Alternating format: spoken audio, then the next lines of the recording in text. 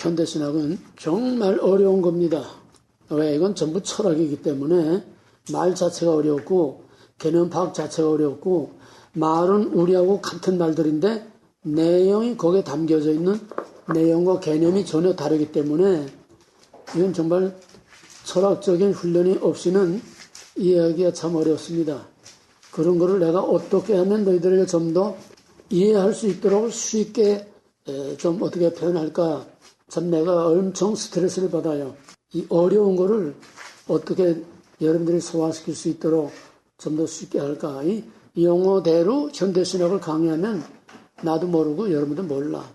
그만큼 철학적인 그런 방법이기 때문에 여러분들이 정신을 단단히 차려서 많이 듣고 생각하지 않고는 안 되고 또 반면에 이번 기회를 통해서 현대신학이 어떤 건지 여러분들이 그래도 신학교를 나왔다면은 현대신학을 알아야지 여러분의 얼굴이 서고 학교 얼굴이 서지 신학교 나왔다면서 현대신학자 이름 하나도 모르고 넘어간다면은 여러분 자신의 프라이버시 문제니까 그래도 이름 정도 대충 경치 정도라도 여러분이 알므로써 여러분이 좀 더 성숙한 모습을 갖추기를 바랍니다. 자유주의신학이 어떤 바탕에서 나왔느냐? 자유주의란 이름이 왜 나왔어요? 신이 아니야. 모든 절대적인 것, 뭐든지. 포스트모더니즘 첫째 5가지 전부 다야. 모든 절대적인 것으로부터 자유. 그리고 두 번째 특징은 간단히 정리하면 첫째는 모든 절대적인 것으로부터의 자유. 둘째는 내재성, 내재주의야. 하나님 없어. 인간만이 있어. 그러면 세 번째는 그 내재주의하고 맞물리는 것이 유명론입니다. 유명론이 결국 눈에 보이는 이 세상 이거지 보이지 않는 건 없다는 거예요. 유명론과 내재성은 같이 하나로 맞물립니다. 그다음에 세 번째는 낙관주의. 인간의 이성 만능, 물질 만능, 과학 만능 그거 가지고서 이 지상에 유토피아를 만들 수 있다는 정말 희망찬 그런 꿈을 가지고 있었는데 1차 세계대전으로 이게 다 깨졌어요. 바로 여기서 이제 신정통주의, 칼발트의 신정통주의가 나옵니다. 칼발트의 신정통주의는 뭐냐? 위기신학과 말씀의 신학입니다. 왜 위기냐? 지상에 낙원을 만들 수 있다고 과신하고 들떠있던 자유주의 신학이 1차 세계대전으로 폐허가 되고 엄청난 많은 생명을 잃을 때에 여기서 모든 사람들이 좌절과 절망에 빠졌습니다. 그런 희망이 없는 절망에 빠져있는 그런 위기 상황에서 새로운 것을 들고 나왔기 때문에 위기신학이라 합니다. 그럼 새로운 것은 뭐냐? 자유주의 신학에서 신부재의 상황에서 철저한 인본주의, 여기서 이런 위기가 왔으니까 인간의 힘으로는 낙원을 이룰 수 없다. 그러므로 초월신에게로 돌아가자. 그리고 말씀으로 돌아가자. 여기서 선풍을 일으키고 일약 영혼과 같이 혜성처럼 떠오른 것이 바로 위기신학, 칼발트의 위기신학과 초월신으로 돌아가자는 말씀과 초월신으로 돌아가자는 겁니다. 그럼 칼발트의 신정통주의는 뭐냐? 칼발트의 신정통주의는 초월신이라고 했지만은 그보다 우리가 믿는 그 초월신이 아니고 바로 유명론, 마찬가지로 칼발트도 유명론입니다. 하나님은 초월신을 알 수 없다. 우리는 초월신을 알 수 없다. 그러므로 초월신이 우리가 알 수 있도록 계시되어야만 우리가 알 수 있다. 그 계시된 하나님이 누구냐? 계시된 하나님 바로 예수 그리스도다. 예수 그리스도로 계시됐다. 그래서 그리스도를 통해서만 우리는 초월신을 알 수 있다. 그래서 예수 안에 초월신이 예수 안에. 이래서 이것은 양태론입니다.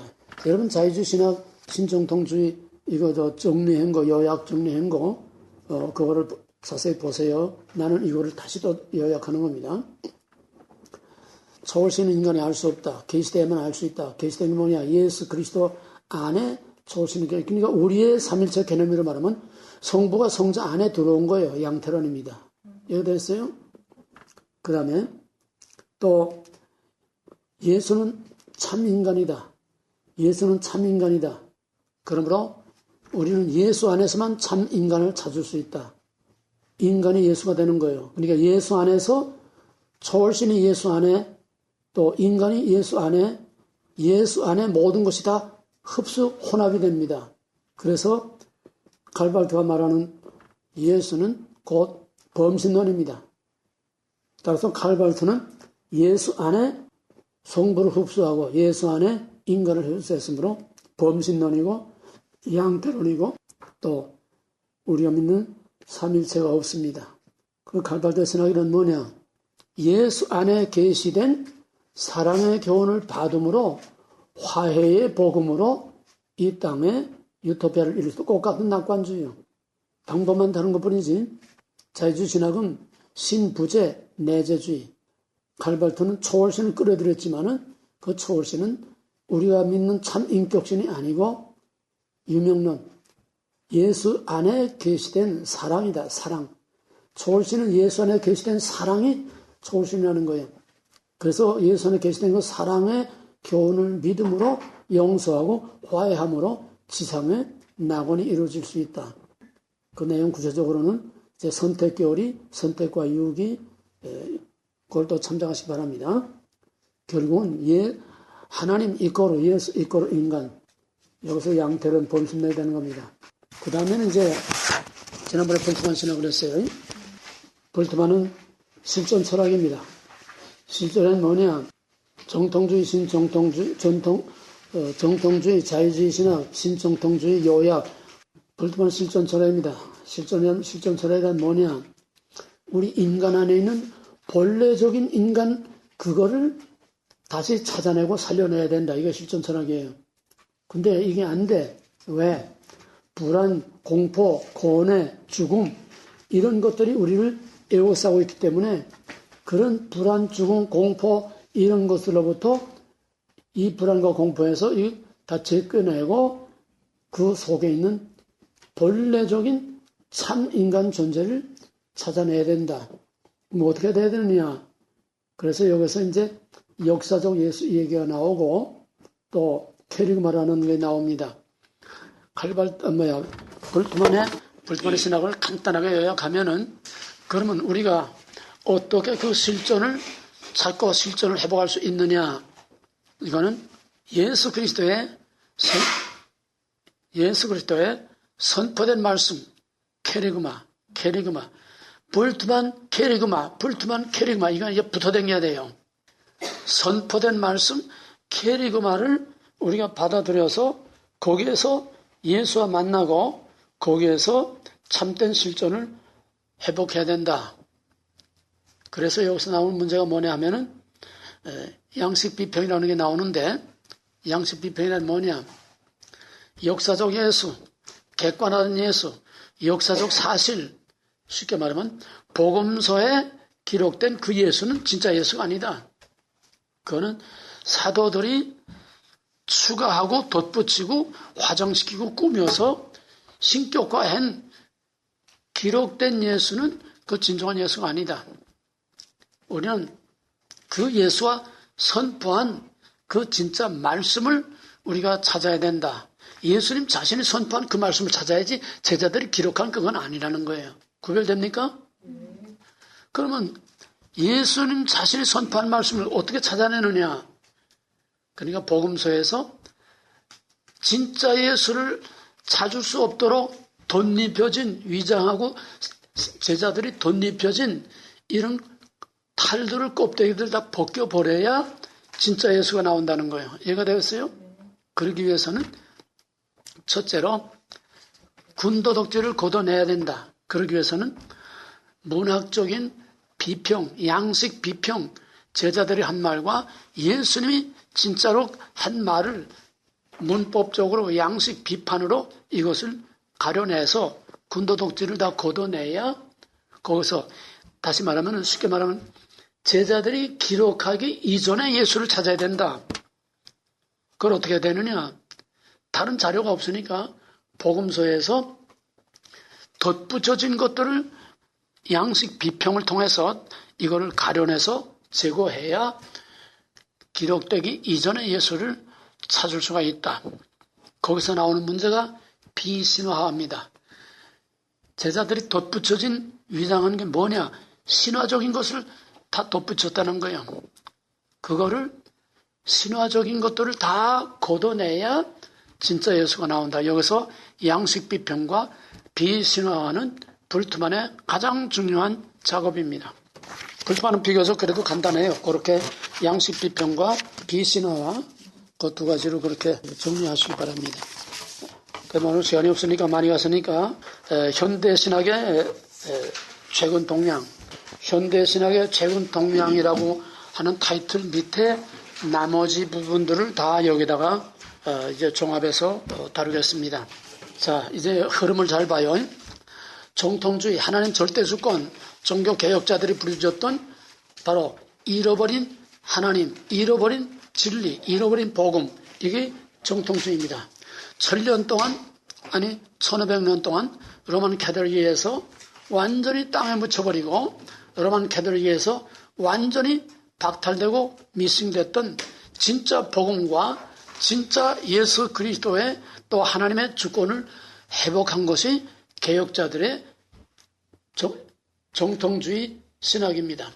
개혁신학, 정통주의, 개혁신학, 정통주의. 영어를 잘 기억하세요. 개혁신학, 정통주의. 그런데 르네상스 종교개혁 이후에 자연의 발견, 인간의 발견, 새로운 과학적인 발견으로 인해서 18세기 계몽주의에 와서는 이성만능, 과학만능, 또 물질만능, 여기에 편승해서 나온 것이 바로 자유주의 신학입니다. 무신론적인, 유물론적인, 완전히 인본주의 신학이 바로 자유주의 신학입니다. 여기에 대해서 칼발트가 결국은 1차 대전으로 자유주의 신학의 지상낙원이라고 하는 꿈은 다 깨지니까 이건 아니다. 그래서 초월신을 끌어들였는데 그 초월신은 아까 말한 것처럼 예수 안에 나타난 사랑이라는 이미지지 그건 인격신이 아닌 거야. 그래서 자유주의 신학도 결국은 유토피아의 꿈을 말했지만은 그거로는 이제 될 수 없어. 왜? 이제는 칼발트를 비롯한 거물급들이 다 사라지니까 칼발트 신학이 1960년대까지 끈질기게 세계를 지배했습니다.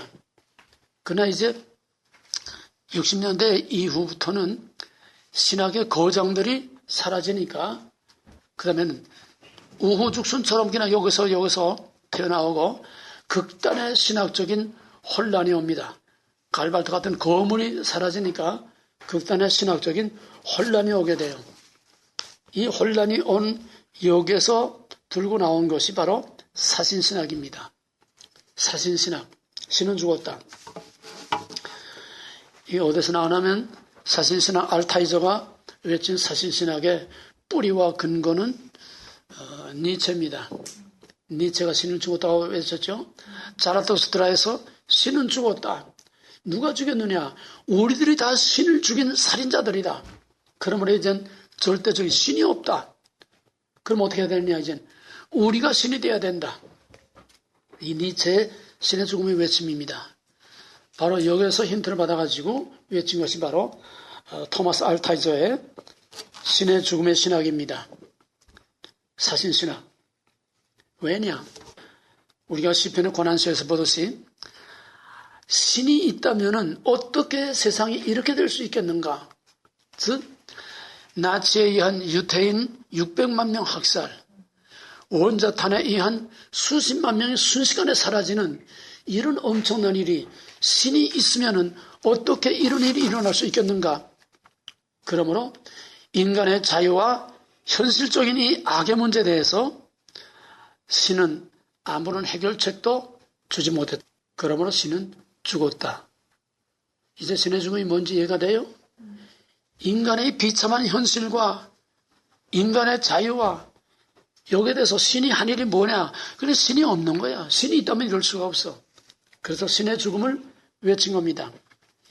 이 신의 죽음을 외친 또 하나의 뿌리는 보네포입니다. 보네포는 뭐 따로 할 수 없어요. 보네포는 소위 행동주의 신학이라는 건데 보네포는 실제로 칼발트도 민중운동, 노동운동에 직접 가담을 해서 반나치 운동을 했죠. 바로 이 칼발트의 본을 따라서 보네포는 행동하지 않는 신학은 죽은 신학이다.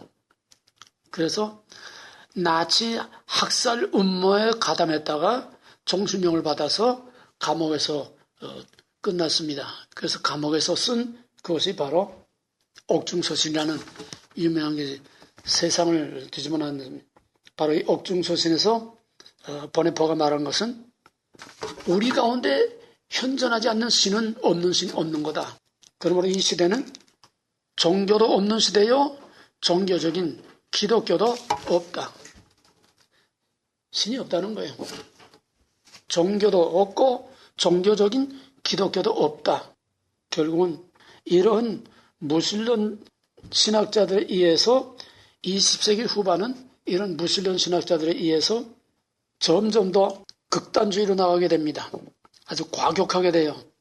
여기 러빈슨의 신에게 솔직히, 그 다음에 하비 콕스의 세속도시, 이런 건 이름만 그냥 기억해 놓으세요. 자세히 설명할 수 없으니까. 하비 콕스는 이제 세속도시 뒤에 나옵니다. 그래서 이미 여기서 이제 나온 게 뭐냐면 다 맥은 같아요. 맥은 다 같아. 다 내재주의입니다. 내재주의. 우리와 이 세상과 별도로 따로 있는 신은 없다. 무슨 말인지 이해가 되겠어요? 신은 우리 가운데 있는 거고 우리에 의해서 신이 누군지 나타나는 거지 객관적인 신이 따로 없다는 거예요. 그게 무슨 론? 그게 무슨 론? 유명론. 전부 무신론을 주장하는 사람들의 이 신과는 다 유명론입니다. 사실상 신이 없는 거예요. 신의 이름만 팔아가지고 우리가 생각하는 신하고 신 개념이 달라. 철학적인 신, 관념적인 신, 사상적인 신, 뭐 사랑이라고 하는 이런 윤리적인 신, 이것을 신이라는 이름으로 지금 속이고 있는 거지 그대로 신이 없어요. 엄밀히 말해서 자유주의 신학 이후에는 무신론 신학입니다. 하나님 뭐 이름 안만 팔아먹어도 그건 다 무신론이에요. 왜? 우리가 믿는 초월신, 우리가 믿는 인격신이 아니에요. 우리가 믿는 삼일체 신, 절대적인 그 신이 아닙니다. 그건 이미 죽었어요. 없어요. 그러니까 사람들을 쏘기 위해서 종교의 탈을 쓰고 인간의 힘으로 인간을 위한 인간의 낙원을 이 땅에 이룰 수 있다고는 낙관주의. 그러니까 무신론 신학의 공통점은 신이 없다는 거고 내재주의. 두 번째는 낙관주의입니다. 꽃까지 다 공통돼. 자유주의 신학 낙관주의 깨졌어. 칼발트가 또 낙관주의 또 깨졌어. 결국은 신은 없다. 사신신학을 노골적으로 선포하고 그 다음부터는 행동주의 신학이 나옵니다. 보네포의 행동주의, 또 하비 콕스나 그 다음에 몰트만, 특히 몰트만이 와서 희망의 신학이라는 게 나오게 됩니다. 이거 자세한 건 이제 뒤에 가서 조금 더 보충하겠어요. 몰트만의 희망의 신학이란 간단히 말하면 뭐냐? 몰트만의 희망의 신학은 한마디로 말하면은 미래에 다 집중되어 있습니다. 현재는 모든 것이 다 불완전하고 현재는 뭘 이룰 수가 없어. 성경이란 전부 미래에 대한 약속이다. 이게 몰트만의 희망의 신학의 얘기입니다. 성경은 전부 미래의 종말에 대한 예언이다. 약속이다. 그러므로 이 현세에서는 완전하게 이루어질 수 없다. 종말에 가서야 모든 약속이 성취될 것이다. 여기서 항상 우리가 잊지 말아야 될 거는 여기서 말하는 거는 전부 100% 우리가 말하는 거하고 전부 개념이 다릅니다. 종말이라는 것도 우리가 말하는 종말이 아니고 약속이라는 것도 우리가 말하는 약속이 아니고 약속이 성취되는 그것도 우리가 말하는 약속의 내세적인 천상적인 그런 약속의 성취가 아니라 천편일률 전부 지상낙원입니다. 그걸 구별해야 돼요. 그러니까 이 땅에 그리스도께서 오심으로, 그것도 그리스도 온다는 것도 우리 개념하고는 달라요. 그리스도 온다는 것은 우리 안에 내재하는 신이 나타난다는, 어떻게 나타나? 윤리적인 사회가 되어서, 도덕적인 사회가 되어서, 인간의 회복이 되어서 이 땅의 낙원을 이룬다는 거예요. 요 속임수의 사탕발림, 속임수의 위장, 속임수의 껍데기, 이 용어, 우리와 꽃 같은 용어를 사용하는데, 이 용어가 어떤 껍데기, 어떤 거짓말인가, 이거를 꿰뚫어 보지 못하면 우리는 그 속에 숨어 있는 독을 몰라요. 제일 어려운 게 바로 이겁니다. 우리와 같은 용어를 사용하기 때문에 우리가 분별할 수가 없어요. 그러니까 영어는 같지만은 그 영어는 우리의 영어하고 정반대라고만 생각하면 돼. 뭐든지. 이해가 되겠어요? 그래서 희망의 신학이라는 이 현재는, 이 세상은 희망이 없어. 갈수록 절망밖에 없어. 그럼 언제 희망이 있느냐? 그 희망은 종말에 약속이 이루어질 때, 그때 그 희망이 나타날 것이다 하는 그런 의미에서 이 희망의 신학입니다. 우리의 소망의 믿음하고는 전혀 달라요. 그럼 이 희망의 신학에 거기서 나온 게 뭐냐면 해방신학이에요. 해방신학. 이거 다 서로 연계돼서 나오는 겁니다. 그러니까 아닌 밤중 홍두기처럼 불쑥 뛰어나오는 아무도 것도 없어요. 다 연계돼서 꼬리를 물고 나오는 거예요. 미래에만 오직 희망이 있다고 하는 그 희망의 신학에 입혀서, 그러니까 희망의 신학이나 이 모든 것은 다 결국은 무신론적인 행동주의 신학, 인본주의 윤리신학입니다. 그래서 60년대 이후 급진 세력들이 등장해가지고 여기서 나온 것이 이제 해방신학인데, 해방신학이란 뭐냐? 간단히 말하면 억압과 눌린 사람들을 해방시켜야 된다는 거예요. 억압과 가난으로부터, 억압과 인간의 비참으로부터 해방시켜야 된다. 이 해방이라는 말을 누가 제일 많이 씁니까? 종북세력. 북한. 남한을 해방시켜야 된다고 하잖아. 응? 또 지금 종북 세력들, 신부, 목사, 또 이 정치꾼들, 종북 세력들의 사상은 해방 사상이에요. 이해가 되었어요? 남한은 미제국주의에 종속돼서 미제국주의에 약탈을 당하고 미제국주의의 식민지 노예로, 북한에서 맨날 선전하는 거 아니에요? 식민지 노예로. 우리가 하루빨리 그들을 해방시켜야 되는데 해방신학입니다. 이해가 되겠어요? 그럼 여기서 뭐하고 맞나? 이 해방이라는 게 우리의 현실에서는 뭐하고 맞나? 해방신학에서 말하는 압제와 가난과 비참으로부터 인간을 해방시켜야 된다고는 이게 해방신학인데, 우리나라에서는 누가 우리를 해방시킨다고 그래? 그러면은 해방이라는 말 안에서 뭐와 뭐가 맞나? 공통된 게 뭐야? 누구하고 공통돼? 그렇게 말해도 힌트는 저도 몰라. 공산주의하고 해방신하고 맞아떨어지지 않아.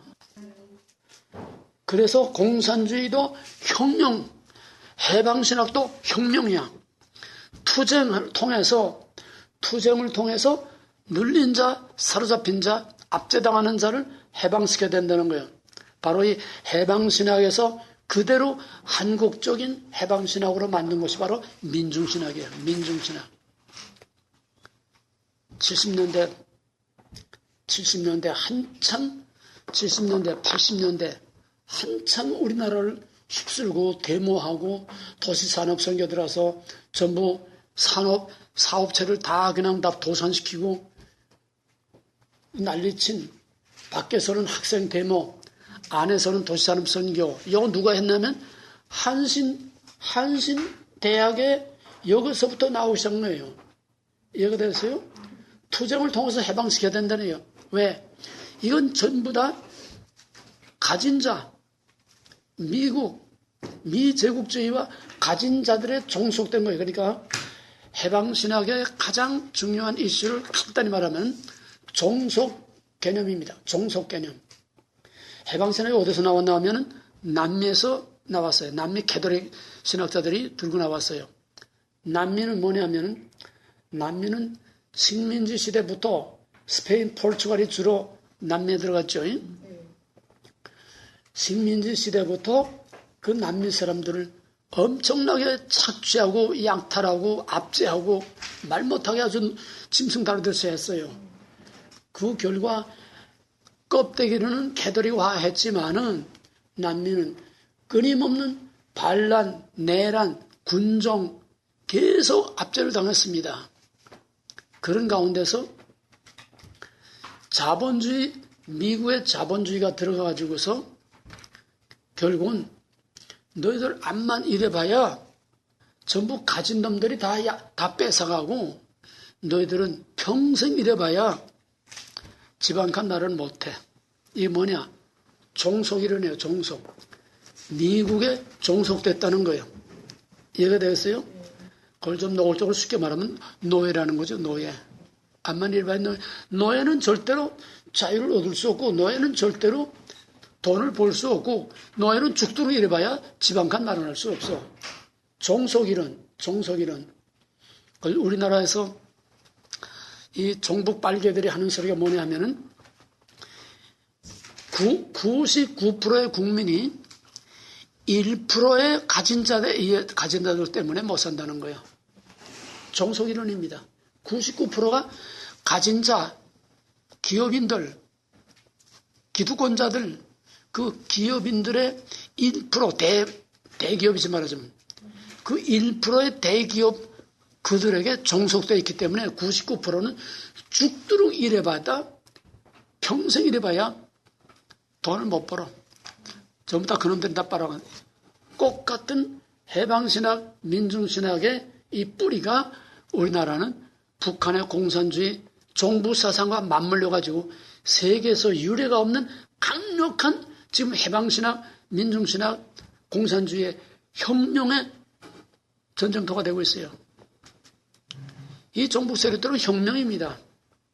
왜 신부 목사들이 길바닥에 들고 나와서 시청 앞에 들고 나와서 십자가 들고 나와서 왜 이렇게 자유와 해방을 외치고 이래요? 왜 독재 박근혜가 언제 독재했고 이명박이 언제 무슨 독재를 했어? 독재는 저희들이 다 독재를 했지. 국회를 다 꼬머잡고 독재는 저희가 하면서 왜 독재 타도 정권 타도 왜 해방 자유를 외치나 이 말이에요. 우리나라는 해방신학, 민중신학, 한국적인 해방신학이 민중신학입니다. 한국 해방신학을 한국화한 것이 민중신학이에요. 해방신학, 민중신학, 북한의 공산주의 이것이 하나로 맞물려 가지고서 오늘날 한국 사회를 이렇게 어렵게 만들게 됩니다. 그 해방신학은 뭐냐? 투쟁이에요. 투쟁을 해서 때려부시고 타도하고 그렇게 해서 우리의 권리를 찾아야 된다. 이게 바로 해방신학.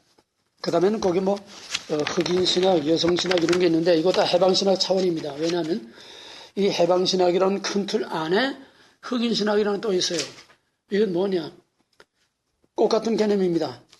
인종차별, 인간차별. 법으로는 인종차별을 금지하지만은 사실상 실질적으로 흑인들은 억압과 압제하에 있지 흑인들은 절대로 자유를 얻을 수 없고 결국은 흑인들은 해방의 대상이지 자유인이 아니라는 거예요. 이해가 되겠어요? 그 다음에는 여성신학. 여성도 마찬가지예요. 여성은 전통적인 가부장 제도, 남성 위주, 남성의 권위 밑에 여자들이 항상 눌리고 그 밑에서 인간의 기본 권리를 누리지 못하고 있다고는 이 여성신학이라는 건 페미니즘이에요. 페미니즘, 여권운동. 이게 포스트모더른 뉴에이지하고 다 맞물리는 거예요. 그래서 여성신학자들은 또 왜 하나님을 아버지라고 하느냐? 남성적인 것을 다 제거해야 된다는 거예요. 예? 왜 하나님의 아버지냐? 왜 예수가 남자냐? 예수가 여자면 안 되냐? 하나님은 모성적인 사랑인데 왜 아버지라고 그러느냐? 그러니까 남자들에 의해서 여자들이 억압을 당하고 있다면 이것을 남자들로부터 여성을 해방해야 된다고 하는 여성 해방 운동, 이 페미니즘이 바로 여성신학입니다. 그 다음에는 과정신학이라고 있는데, 이 과정신학이라는 거는 한마디로 간단히 말하면 여러분 자세히 읽어봐주세요. 과정신학이란 하나님은 항상 절대적이고 완전하고 영원하고 불변한 그런 하나님이 아니라 하나님은 인간의 역사 속에서 계속 변화되어 가는 거다. 그게 하나님이요? 그러니까 하나님의 개념이 우리하고는 달라. 하나님의 개념이 인격적인 신을 말하는 게 아니라 어떤 사상, 이념 이런 거를 하나님이라는 이름으로 위장을 하고 있는 거예요. 그러니까 우리가 이해하기가 참 어려워. 과정신학. 그러면 생태학적인 신학. 이건 환경 문제입니다. 환경 문제. 이 환경 문제는 언제 내가 뉴에이지 하면 조금 얘기했지만은 환경 문제는 뉴에이지. 뉴에이지는 뭐냐? 뉴에이지는 범신론이에요. 범신론, 자연, 인간, 신 다 하나입니다. 이해가 되었어요? 뉴에이지는 범신론, 자연과 인간과 신은 다 하나야. 혼합. 그러니까 신터블이 자연을 훼손하는 거는 인간을 훼손하는 거고 신을 훼손하는 거야. 그러니까 환경운동 하는 거예요. 그 순수한 환경운동이 아니에요. 알고 하는 놈도 있고 모르고 하는 놈도 있지만은 환경운동이라는 건 바로 범신론 운동입니다. 인간, 신, 자연 하나라는 거예요. 자연을 파괴하는 인간을 파괴하는 거고 신을 파괴하는 거예요. 이것이 이제 생태학적인 신학입니다. 결국 20세기는 이제 자유주의 해체, 그 다음에 포스트 모던 이런 정신이 인간 스스로의 힘으로 이 땅의 유토피아의 건설 가능하다고 본 20세기 현대 정신의 해체로 발생된 것이 바로 20세기 후반의 과격신학입니다. 그게 뭐냐? 자유주의 신학도 인간의 윤리적 완성으로 이 땅의 낙원을 이룰 수 있다. 신정통주의, 칼발트, 볼트만, 신정통주의도 말은 초월신과 성경으로 돌아가자고 했지만은 또 볼트만이 역사적 예수 아닌 캐리그마로서의 예수를 찾아서 그 캐리그마 안에서 인간의 실존이 회복됨으로 지상낙원을 이룰 수 있다. 다 지상낙원이에요. 자유주의도 지상낙원, 인간에 의한 지상낙원. 칼발트도 결국 말만 복잡하게 거짓말, 사기술만 더 발달된 거지 결국은 다 똑같은 인간에 의한 지상낙원. 볼트만도 인간에 의한 지상낙원. 전부 무신론 신학이기 때문에 무신론적인 인본주의 신학이기 때문에 현대신학은 다 인간에 의한 지상낙원입니다. 근데 해방신학에서는 이젠 지겹다는 거예요. 왜? 교리 논쟁, 신학 논쟁만 가지고 철학적인 논쟁만 가지고 뭐 달라진 게 하나 있고 해결된 게 뭐 있느냐 이거야. 이해가 되겠어요? 자유주의 신학 논쟁입니다. 신정통주의 칼발트, 볼트만 다 신학 논쟁이에요. 신학 논쟁만 말들만 가지고 신학적인 논쟁만 하지 달라진 게 뭐 있느냐 이게. 그래서 해방신학에서는 여기서부터는 이제는 신학적인 논쟁이 아니라 행동적인 투쟁으로 우리의 힘으로 우리의 노력으로 모든 불의와 악을 때려부시고 우리의 노력으로 눌린 자 사로잡힌 자를 해방시켜서 우리의 노력으로 지상낙원을 이루자는 거예요. 이게 해방신학의 개념입니다. 자, 그 다음에 이제 세속화 신학. 여기서 영어가 조금 어려운데 세속화 신학이라는 뭐냐면은 여기서 세속화라는 말과 세속주의라는 말을 잘 구별을 해야 돼요. 세속화라는 말과 세속주의 어떻게 다른가? 세속주의라는 거는 완전히 하나님이 없는 이 세상만 있는 거예요. 완전히 하나님이 없고 이 세상만 있는 거. 신부재 세상만 있는 거. 그러니까 세상의 방식대로 살아가자는 거죠. 그러면 세속화라는 뭐냐? 세속화는 우리의 생각과 삶이 하나님을 떠나서 이 세상으로 향해 가는 변화야. 이 세상으로 향해 가는 변화. 그러니까 하나님을 떠나서 세상으로 향해 가는 그 변화되는 과정, 그거를 세속화라고 하는 겁니다. 그럼 엄밀한 의미에서 세속화는 언제부터 됐느냐? 세속화는 종교개혁과 르네상스 이후 계몽주의로 산업혁명이 일어나고 과학이 발달하고 자연에 대한 발견과 인간 이성 만능, 물질 만능, 과학 만능, 이것으로서 이젠 신으로부터 떠나서 완전히 세상으로 향하는 과정이 바로 이 역사의 과정입니다.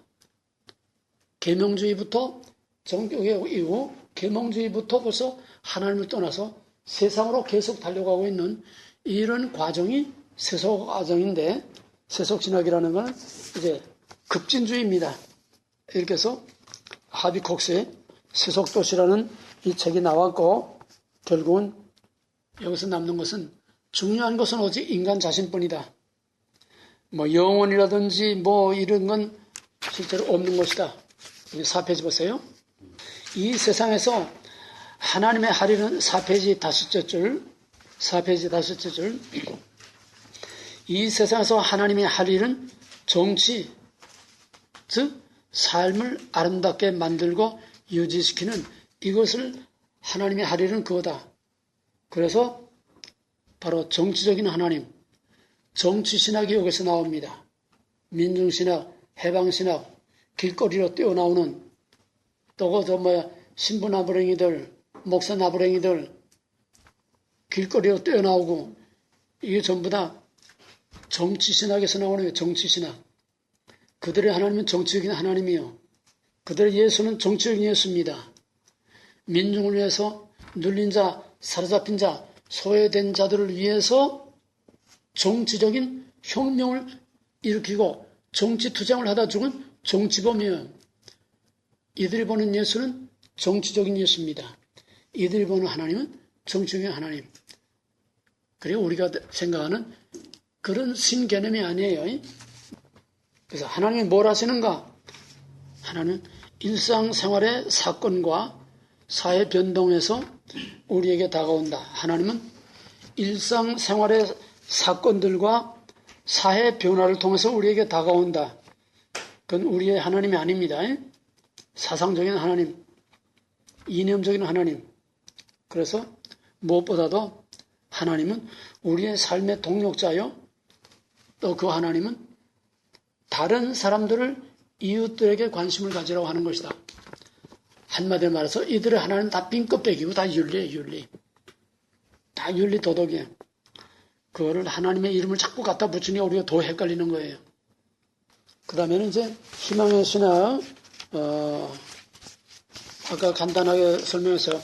희망의 신학은 한마디로 말하면은 이 세상은 다 실패고, 이 세상은 여기서 아무것도 우리가 기대할 게 없다. 오직 미래, 종말. 희망의 신학은 미래에 초점을 맞추고 있습니다. 전 성경은 미래에 초점을 맞추고 있습니다. 이것도 우리가 말하는 종말론하고 얼른 보면 비슷해요. 내가 수없이 말했죠. 종말의 그날에, 모든 성경은 종말의 그날에 포커스가 맞춰져 있다. 여호와의 날, 주의 날, 그 다시 오시는 그날, 셀과 새 땅이 이루어지는 그날, 그날에 모든 불의한 자들을 다 영원한 불못에 던지고 하나님 택하신 백성들을 셀과 새 땅으로 가. 이거는 천상적인 미래적인 이런 구원을 말하는 건데, 이들은 그게 아니에요. 지상, 철저한 지상 낙원입니다. 결국은 개혁자들이 들고 나왔던 정주의하고 모든 현대신학은 이로 말하면 하늘이냐 땅이냐, 무신론적인 자유주의 이후의 모든 신학은 다 하나님이 없는 신학, 땅의 인간의 힘으로 인간을 위하여 인간의 낙원을 이룰 수 있다고 하는 한 천편일률로 낙관주의입니다.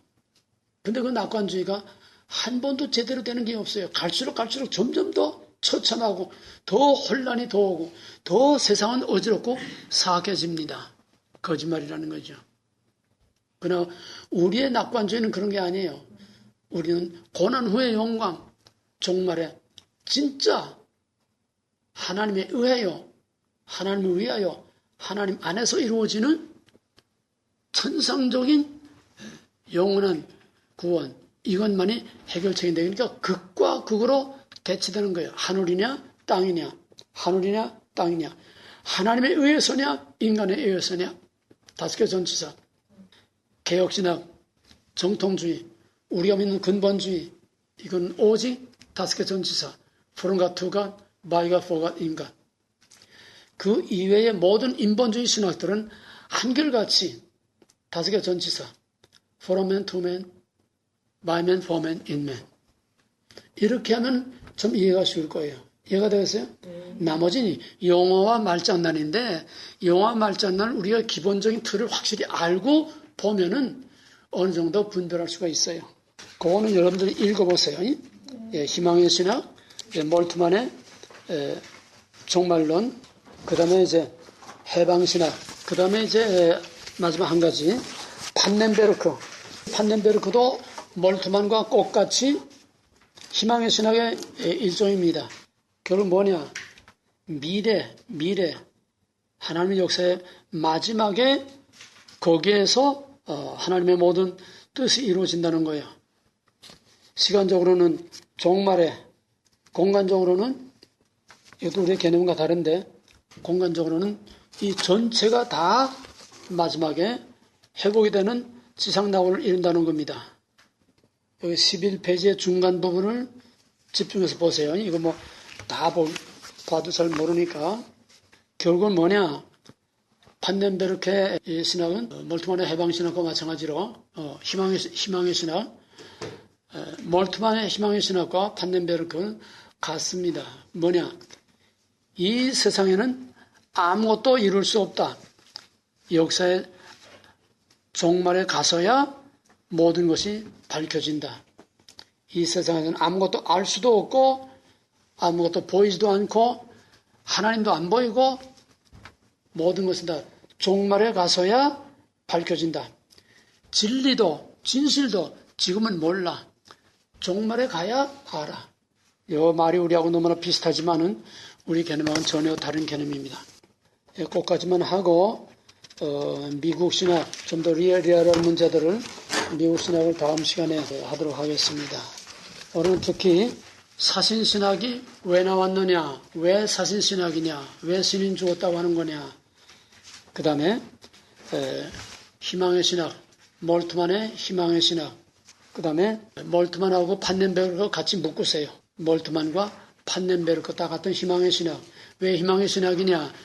지금은 희망이 없어. 지금은 아무것도 알 수 있는 게 없어. 지금은 확실한 게 하나도 없어. 진리고 성경이고 하나님이고 지금은 다 우리가 알 수 없어.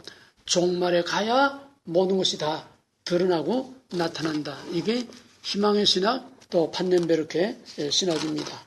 그 다음에 이제 세속화 신학과 해방 신학, 그거를 여러분 나름대로 가서 읽어보고 종료하시길 바랍니다.